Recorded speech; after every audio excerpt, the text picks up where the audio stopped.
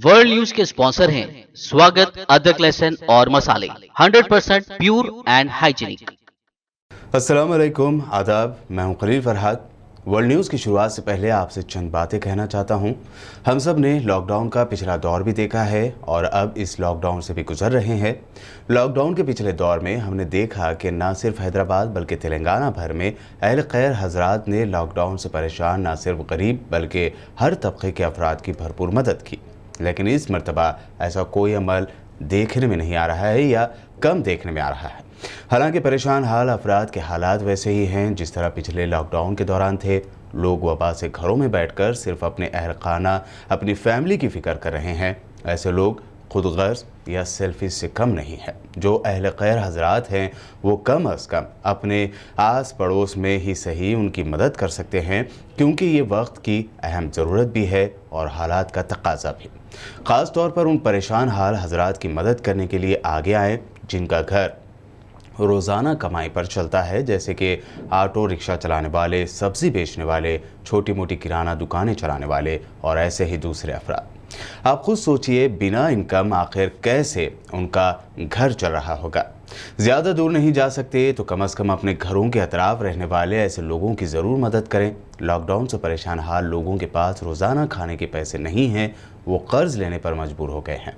हैदराबाद के कई इलाकों में, ख़ास तौर पर पुराने शहर में रहन सेंटर्स पर ऐसे परेशान हाल लोगों का हुजूम है। सिर्फ 2 से 5 हज़ार या थोड़ी ज़्यादा रकम के एवज़ वो अपने जेवरात बेचने पर या रहन रखकर सूद पर रकम हासिल करने पर मजबूर हो गए हैं।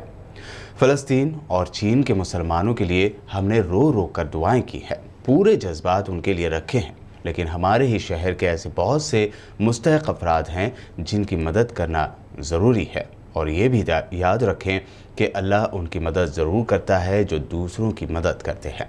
उम्मीद करता हूँ कि हम सबको अल्लाह एक दूसरे की मदद करने की तौफ़ीक़ अता करे। आमीन। आइए अब देखते हैं वर्ल्ड न्यूज़ की हेडलाइंस। जंग से इसराइल ने नहीं सीखा कोई सबक। बैतुल मुक़द्दस शहर में सिल्वान सिटी के बेघर अफराद के लिए एकजहती का इजहार करने वाले फ़लस्तीनी मुजाहिरीन पर किया हमला, कई ज़ख्मी।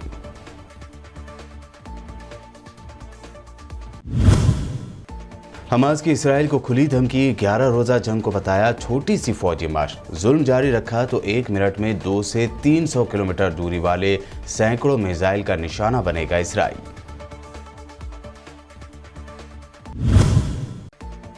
अफगानिस्तान में तालिबान का बढ़ता जा रहा है असर। अब पड़ोसी ममालिक को तालिबान ने दी वार्निंग। कहा, अपनी सरजमीन से अमेरिका को फौजी अड्डे चलाने की अगर दी गई इजाज़त तो ये होगी तारीखी गलती। ब्लैक फंगस के इलाज में इस्तेमाल होने वाले इंजेक्शन को लेकर राहत भरी खबर। 7,000 रुपये में मिलने वाला इंजेक्शन अब मिलेगा 1,200 रुपये में। सेंट्रल मिनिस्टर नितिन गडकरी ने इसे किया लॉन्च।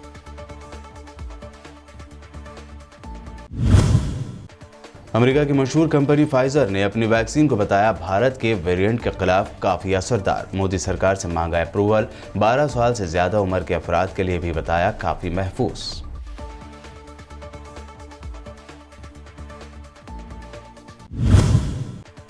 और उत्तर प्रदेश में एक और मस्जिद को योगी सरकार ने किया शहीद। अब मुजफ्फरपुर खतौली की मस्जिद बनी निशाना। असदुद्दीन ओवैसी ने ट्वीट करके दी जानकारी। कहा, मुसलमानों पर जुल्म के सिवा योगी को कुछ नहीं आता। और पेश खबरों की तफसील। 11 रोज़ा की जंग में इसराइल ने कोई सबक नहीं सीखा है। इसराइली पुलिस ने बैतुल मुक़द्दस शहर में मुजाहिरीन पर हमला कर दिया। ये प्रोटेस्ट साउथ सिल्वान सिटी के बतनुल हवी महल्ले में बेघर होने वालों से इजहार एकजहती करने के लिए किया जा रहा था। इस महल्ले में रहने वाले 750 फ़लस्तीनियों के बारे में इसराइली अदालत में सुनवाई जारी है। इसराइल की अतीरत कोहनीम नामी इदारा बतनुल हवी में रहने वाले फ़लस्तीनियों को बेदखल करने के लिए सरगर्म है। इस जगह पर पार्क बनाने का इसराइली मंसूबा है। इंसानी हुकूक़ की आलमी तंजीम एमनेस्टी इंटरनेशनल का कहना है कि फ़लस्तीनियों को उनके इलाकों से हिजरत पर मजबूर करना आलमी इंसानी हुकूक़ की खिलाफ वर्जी है, बल्कि ये जंगी जराइम की कैटेगरी में आता है। 2 दिन पहले ट्विटर पर #सेव सिल्वान कॉलोनी ट्रेंड कर रहा था।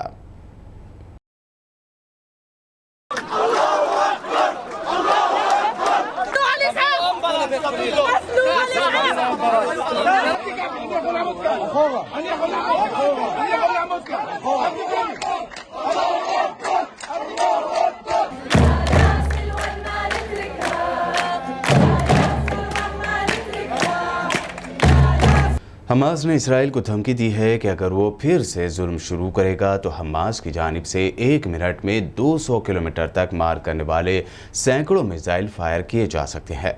हमास के रहनुमा याहिया अल सनवार ने कहा कि जंग के बाद मज़ाहमत की ताकत ज़र्रा बराबर में मुतासर नहीं हुई है।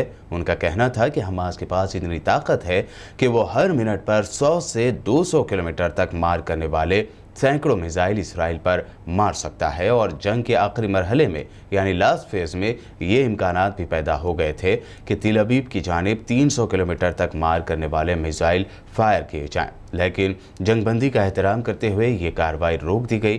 तहरीक हमास के सीनियर रहनुमा ने सियोनी हुकूमत से खिताब करते हुए कहा कि दुश्मन को जान लेना चाहिए कि जंग के दौरान जो कुछ हुआ वो एक छोटी सी फौजी मश्क थी और अगर वो अपनी तबाही चाहती है तो बैतुल मुक़द्दस में अपने मंसूबों को नाफिज करे। तालिबान ने अफगानिस्तान के पड़ोसी ममालिक को खबरदार किया है कि वो अपनी सरजमीन से अमेरिका को फौजी अड्डे चलाने की इजाज़त ना दें और अगर ऐसा हुआ तो ये उनकी तारीखी गलती होगी। तालिबान के बयान में मज़ीद कहा गया है कि वो इस तरह की घिनौनी और इश्तियाल अंगेज़ हरकतों के बाद खामोश नहीं रहेंगे। अमेरिका अफगानिस्तान से अपनी फ़ौज के इनखला के आखिरी मराहिल में है और हालिया दिनों में अमेरिका और पाकिस्तान के दरमियान सिफारती सतह पर होने वाले राब्तों ने इन क़यास आराइयों को जन्म दिया है कि पेंटागन तालिबान के ख़िलाफ़ इस्तेमाल करने के लिए नए अड्डों की तलाश में है। वहीं पाकिस्तान ने भी वाज़ेह कर दिया है कि पाकिस्तान में कोई अमेरिकी फ़ौजी अड्डा या हवाई अड्डा नहीं है और ना ही ऐसी कोई तजवीज़ ज़ेर गौर है। बता दें कि अफगानिस्तान के मुतादिद पड़ोसी कंट्रीज़ ने तालिबान की हुकूमत के खात्मे के बाद साल 2000 की दहाई की शुरुआत में अमेरिकी फ़ौज को फ़िज़ाई अड्डों के महदूद इस्तेमाल की इजाज़त दी थी। इस तरह की मदद बड़ी हद तक ख़त्म हो गई है, ताहम कुछ ममालिक अपनी फ़िज़ाई हदूद को फ़ौजी परवाज़ों के लिए इस्तेमाल करने की अब भी इजाज़त देते हैं। सऊदी अरब के शाह सलमान बिन अब्दुल-अज़ीज़ और खलीजी रियासत सल्तनत ओमान के फरमारवां सुल्तान हैसम बिन तारिक बिन तैमूर ने आपस में टेलीफोन पर बातचीत की। दोनों रहनुमाओं ने दो तरफ़ा ताल्लुक़ात और बाहमी दिलचस्पी के उमूर पर तबादला ख्याल किया। इस मौके पर शाह सलमान ने सल्तनत ओमान की हुकूमत और आवाम के लिए नेक तमन्नाओं का इजहार किया तो वहीं ओमान की तरक्की और खुशहाली की ख्वाहिश भी जाहिर की। दूसरी तरफ ओमान के सुल्तान ने सऊदी शाह सलमान के बिरादराना हमदर्दी के जज्बात को सराहा और उनकी सेहत, आफियत और मुल्क की मज़ीद तरक्की और खुशहाली का ख्वाहिश का इजहार किया। यमन के जजीरे पर एक पुरअसरार तौर पर तामीर होने वाले हवाई अड्डे या फौजी अड्डे की खबर ने पूरे अरब कंट्रीज़ में तजस्सुस के साथ साथ बेचैनी की लहर दौड़ा दी है।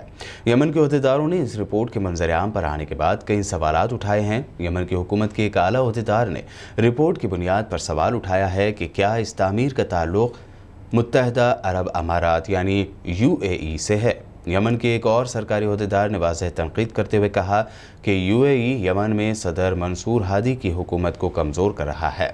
माइन नामी जजीरे पर हवाई अड्डे की तामीर से इस समंदरी इलाके पर कंट्रोल और यमन के सेंट्रल इलाके पर फ़िज़ाई हमले करने में मदद मिल सकती है। अलावा अज़ीज़ बहर अहमर, खलीज अदन और ईस्ट अफ्रीक़ा में फ़ौजी मुहिमात के लिए भी इस्तेमाल किया जा सकता है।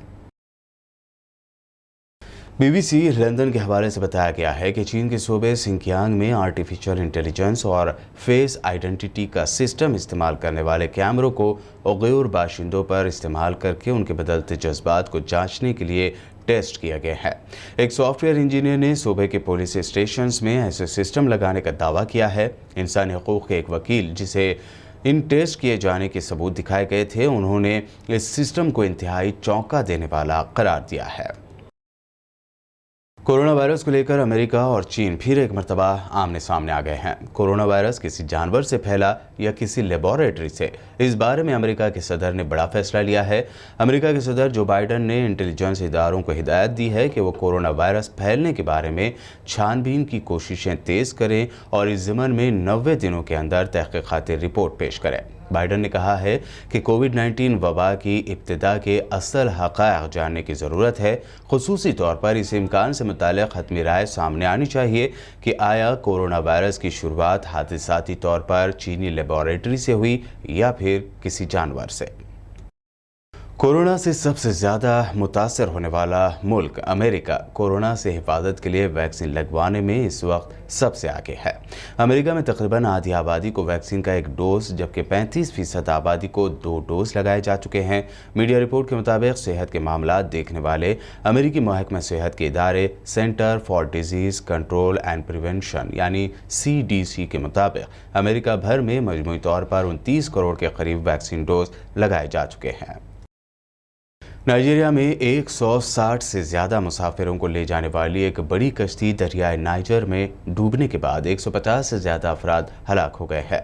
ज़िला नागेस्की के इंतज़ामी सरबराह अब्दुल्ला बुखारी वारा ने बताया है कि यह कश्ती सेंटर नाइजर से रवाना हुई और नॉर्थ वेस्ट कैबी रियासत जा रही थी। नेशनल इनलैंड वाटरवेज अथॉरिटी के मुकामी मैनेजर यूसुफ वर्मा ने बताया कि कश्ती में गुंजाइश से ज़्यादा मुसाफिर सवार थे।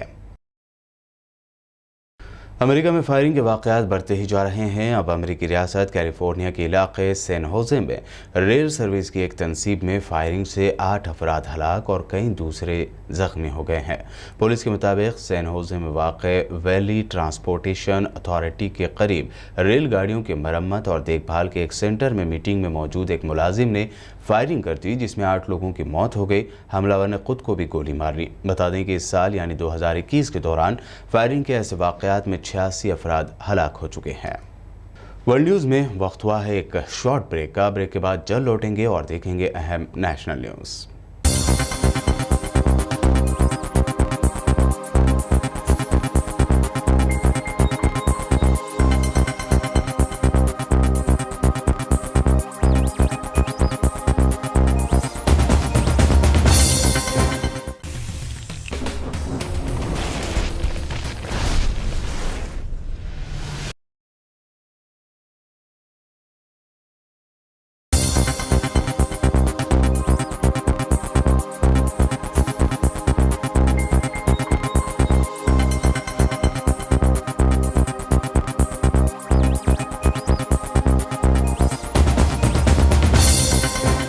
ब्रेक के बाद आगे बढ़ते हैं और अब देखते हैं अहम नेशनल न्यूज़।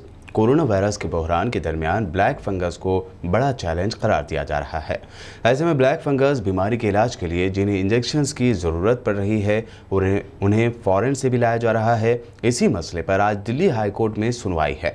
अदालत ने मरकज़ की मोदी सरकार से सवाल किया है कि ब्लैक फंगस की दवाइयों पर इम्पोर्ट ड्यूटी इतनी ज़्यादा क्यों है जबकि यही दवाई जान बचाने के काम आ रही है। दिल्ली हाई कोर्ट ने सुनवाई के दौरान कहा कि दवाइयां इस वक्त लोगों की जान बचा रही है। ऐसे में मोदी सरकार को ऐसी दवाइयों पर से कस्टम ड्यूटी या इंपोर्ट ड्यूटी हटा देनी चाहिए जब तक मुल्क में इन दवाइयों की कमी है। इस दरमियान ब्लैक फंगस के इलाज में इस्तेमाल होने वाली इंजेक्शन को लेकर राहत भरी खबर है। अभी तक बाजार में 7,000 रुपये में मिलने वाला यह इंजेक्शन अब सिर्फ 1,200 रुपये में मिलेगा। सेंट्रल मिनिस्टर नितिन गडकरी ने इस इंजेक्शन को लॉन्च किया है। मुल्क में एम्फोटेरिसिन बी एमल्शन इंजेक्शन का प्रोडक्शन अभी तक एक ही कंपनी कर रही थी, लेकिन अब वर्धा की जेनेटिक लाइफ साइंस भी ये इंजेक्शंस बना रही है। अमेरिका की मशहूर दवा बनाने वाली कंपनी फाइजर ने मोदी सरकार से कहा है कि उसकी कोविड वैक्सीन भारत में कोरोना वायरस के वेरिएंट के खिलाफ इंतहाई असरदार है। एक्सपर्ट्स का मानना है कि मुल्क में कोरोना के फैलाव और अमवातों की तबाही वाली दूसरी लहर के पीछे यही वेरिएंट है। ज़राए के मुताबिक फाइजर ने मोदी सरकार को यह भी बताया है कि इसका डोज 12 साल से ज़्यादा उम्र के सभी के लिए मुनासिब साबित हुआ है और अहम बात यह भी है कि इसे 2 से 8 डिग्री सेल्सियस टेम्परेचर के दरमियान कोल्ड स्टोरेज की सहूलत में 1 महीने तक महफूज और जमा किया जा सकता है। दिल्ली के सीएम अरविंद केजरीवाल ने आज मोदी सरकार के साथ मिलकर तमाम रियासतों को काम करने का मशवरा दिया। हालांकि उन्होंने कहा कि जो काम मोदी सरकार को करना है वो रियासती सरकारें नहीं कर सकती। हम ये युद्ध किसी भी कीमत पे हार नहीं सकते। भारत ये युद्ध किसी भी कीमत पे हार नहीं सकता और कोई भी सरकार ये युद्ध नहीं हार सकती। यदि केंद्र सरकार हारती है तो भाजपा नहीं हारेगी, इंडिया हारेगा। यदि दिल्ली सरकार हारती है तो आम आदमी पार्टी नहीं हारेगी, भारत हारेगा। यदि महाराष्ट्र सरकार हारती है तो शिवसेना नहीं हारेगी, भारत हारेगा। ये वक्त भारत देश को एक होकर काम करने का है। अलग अलग राज्य सरकारों को अलग अलग एक दूसरे के कंपटीशन में काम करने का नहीं है। ये वक्त देश की 36 राज्य और यूटी सरकारों को केंद्र सरकार के साथ मिलके टीम इंडिया बन के काम करने का है। ये वक्त देश के 130 करोड़ लोगों को एक होके इस महामारी से मुकाबला करने का है।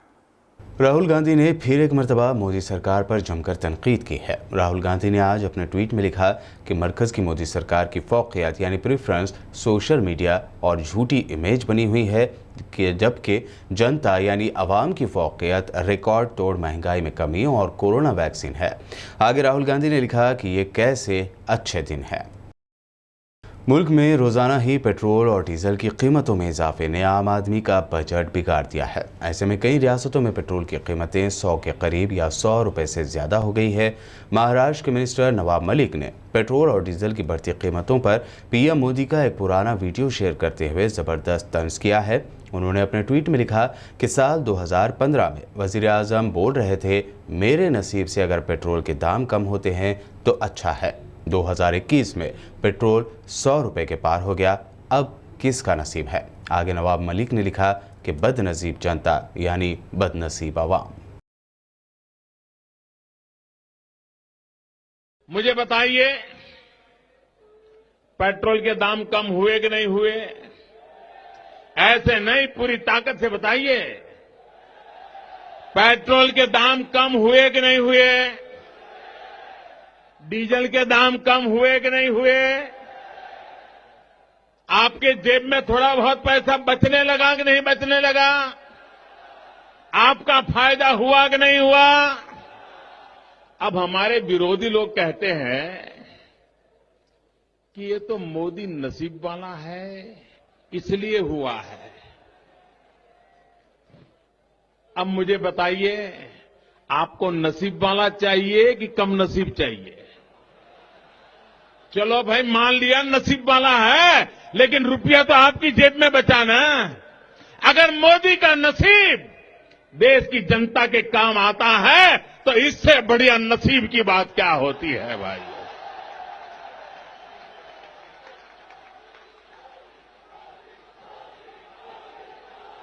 ये देश का दुर्भाग्य रहा।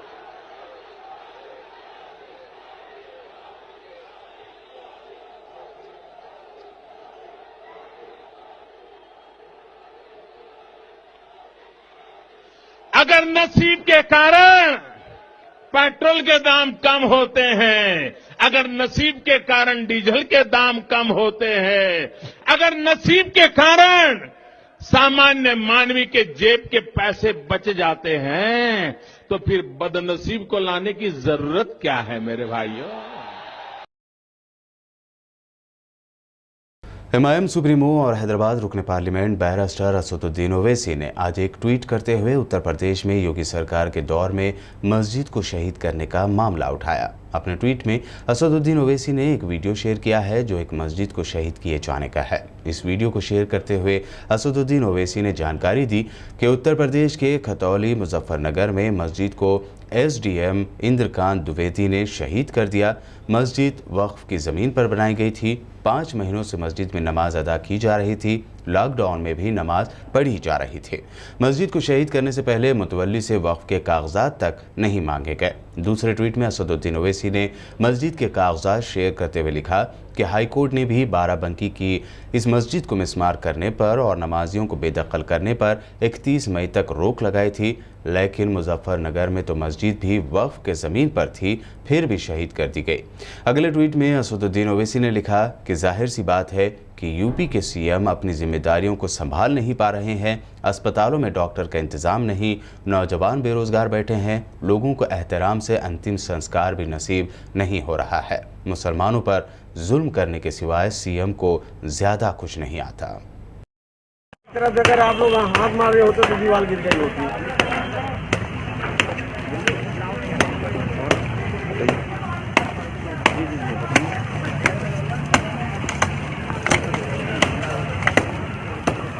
ट्रॉली ट्रैक्टर सब यहीं खड़ा है, मेरे सामने धक्का मारे तो मैं जानूं, बाकी तो मैं पूरे दिन से ये सब राम कहानी सुन रहा हूँ। और अब आखिर में हेडलाइंस पर एक और नजर। जंग से इसराइल ने नहीं सीखा कोई सबक। बैतुल मुक़द्दस शहर में सिल्वान सिटी के बेघर अफराद के लिए यकजहती का इजहार करने वाले फलस्तीनी मुजाहिरीन पर किया हमला, कई जख्मी।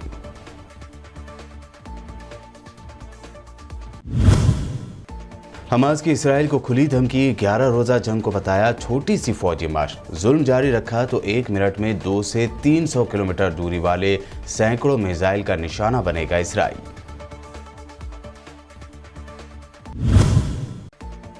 अफगानिस्तान में तालिबान का बढ़ता जा रहा है असर। अब पड़ोसी ममालिक को तालिबान ने दी वार्निंग, कहा अपनी सरजमीन से अमेरिका को फौजी अड्डे चलाने की अगर दी गई इजाजत तो ये होगी तारीखी गलती।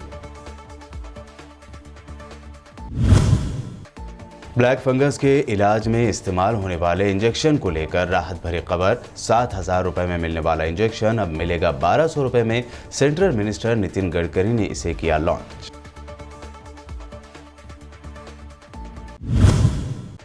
अमेरिका की मशहूर कंपनी फाइजर ने अपनी वैक्सीन को बताया भारत के वेरिएंट के खिलाफ काफी असरदार। मोदी सरकार से मांगा अप्रूवल। 12 साल से ज्यादा उम्र के अफराद के लिए भी बताया काफी महफूज।